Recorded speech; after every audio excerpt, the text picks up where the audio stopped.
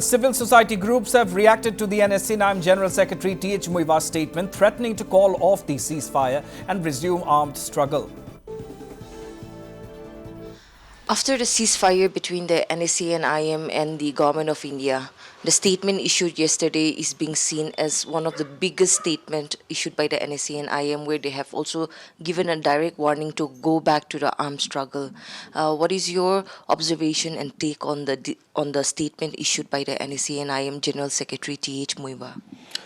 Well, if you look down the different stages of development over the past 27 years, I think the NSCN also has been, their patience has been tested beyond a reasonable limit. And maybe that is why this statement has come out. But do you think it will be wise, after the hard work that everyone has put in, to bring peace in the state, if they break off the ceasefire? No, that is what we have been telling everybody, as we also have been quietly following both sides. So whenever we meet government of India representatives or other government leaders, we also request them, especially in the last couple of years, not to waste the effort that has gone into all this peacemaking. And even to the NSCN, we have always said, don't be the first to break the ceasefire, despite whatever frustrations you're going through.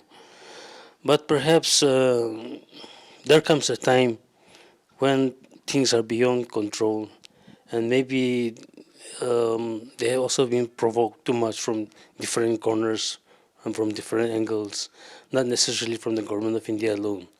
So maybe it is not wise. We don't want any conflict taking place, whether it is physical or mental conflict. But comes a time when we have to cross several stages, and perhaps this is one of them. So do you think that the Government of India has betrayed the letter and spirit of the framework agreement which was signed between the two entities? And also the NSCN-IM have mentioned about the intervention of a third party. Do you think this is very important?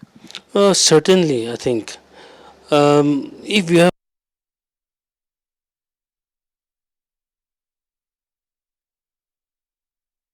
For the first time in the last 27 years, the NSC and IM have means no words, and they have clearly warned that they will go back to the armed violent resistance. What do you make out of this? Sarah, I think it's a very serious and critical period in our political history, and it is of great concern to all of us who've been following the peace process. Hopefully, we will see some interventions, and I see the interventions should come perhaps from the civil society that has been continuously working for peace to be resolved, and particularly the political issue of the Naga people. I think this is a stage where it is expected of the civil society also to stand up and lend our voice. If you look at, because I think it's almost reaching a breaking point, and if we are not careful, we have been continuously saying, if we are not careful, we will maybe see a break in the ceasefire, which would be great havoc to all the processes that have gone on. The NSCN-IM statement, which was issued by their General Secretary, Mr. T.H. Muivah, they have clearly mentioned in the statement that there is a need for a third-party intervention, and if this is rejected by the Government of India, then things will not go down well. So how important is this third-party intervention in the negotiation process? You see, I believe that the government of India, and if you look at Indian academics across the world, they do have very, very prominent academicians too who have been well versed in peace and conflict studies and in how reconciliations have taken place and how these kind of political negotiations have taken place. I think for the government of India too, it is time to actually consult these kind of academics, not only politicians or or people involved in these kind of activities, but also academics, to see a way out as to how a third party intervention will work. I am not very sure how agreeable the government of India is going to be on a third party international intervention. That is an issue one really needs to seriously study. But if you look at the agreements that have been signed in early years and the kind of conventions that they have held, I think there was agreement between the two parties that they would have no opposition to a third party intervention. So possibilities are there, and why not? I think the Irish peace process is a big lesson for us Nagas. The Irish Good Friday Agreement, and what can happen also in the Naga situation.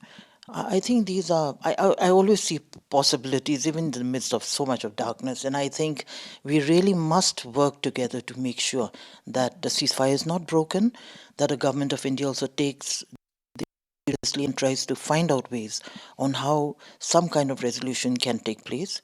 And also, I think I would really urge the government of Nagaland, where actually most of the responsibility is upon them, to go beyond our borders and think of the Naga interest in the larger interest. I think this is going to be very important.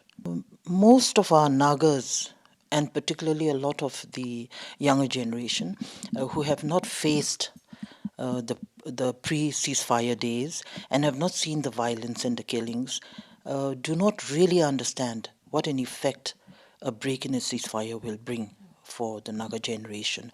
We cannot afford any more bloodshed, any more killings among ourselves and on other people too. I think time has come to seriously resolve it. And you must have heard my comments even earlier, particularly on the flag and the constitution. I think as an academic, not that I support the NSCN-IM, but I think as an academic that is well versed with the political history of so many countries, we know that the flag, recognition of the flag, as well as having a constitution, is something that is mandated and is expected on any kind of political settlement. And I think we should not blame the NSCN-IM for sticking to this very point of keeping the sovereignty of the Nagas and, protecting our identity through a kind of a constitution. I think these are valid arguments, and one really wonders why, even till today, the government of India is unable to take it seriously.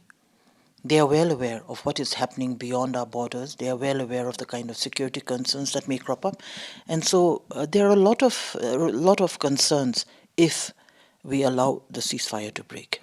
The NBA is extremely worried of the statement that has been issued by the NSCN-IM recently.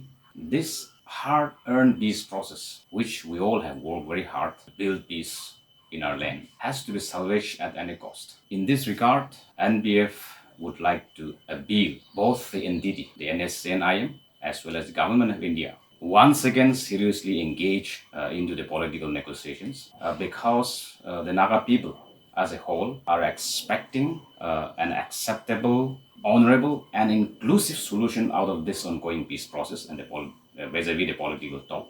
And therefore, if it collapsed without finding any solution, situation will go back to the pre-ceasefire, which will be very disturbing. And therefore, we would like to once again urge both the government of India and NSCN-IM to trash out if there is any differences, and also urge both the parties to respect the principle of how the peace process was initiated. And we also have reactions from convener Global Naga Forum, Chuba Ozukum. Let's listen in. When the ceasefire was signed between the government of India and NSCN-IM, both the parties mutually agreed to hold the talks outside India and a third country. I think the idea behind this was to create a neutral space where both parties could engage in dialogue without the pressures and constraints of India's domestic political landscape, which might complicate the peace process.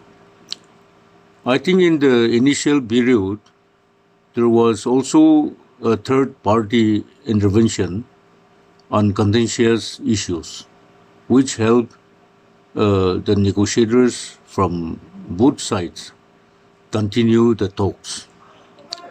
When talks reach a deadlock, because now I can say that the talk is in deadlock, it becomes imperative to invite a third-party intervention if the ceasefire is to be continued.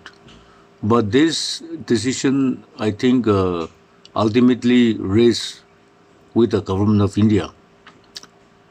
Another important point which I would like to share is that the Nagaland government, along with the civil society groups and the tribal representatives, has resolved on 12 September this year to appeal to the government of India to appoint an interlocutor, preferably a union minister or someone at the political level.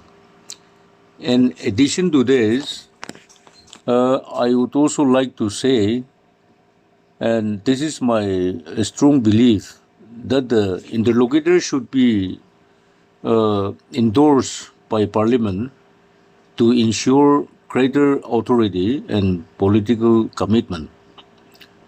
But unfortunately, the government of India has not appointed a full-fledged interlocutor for more than 3 years now after Arvind Ravi left Nagaland. And the reasons for this delay are known based to the government of India. It has become worrisome for the entire Naga people as the present ceasefire may collapse if the government of India is not sincere in resolving the Naga issue, which could lead to irreparable loss on both sides. That's what I believe.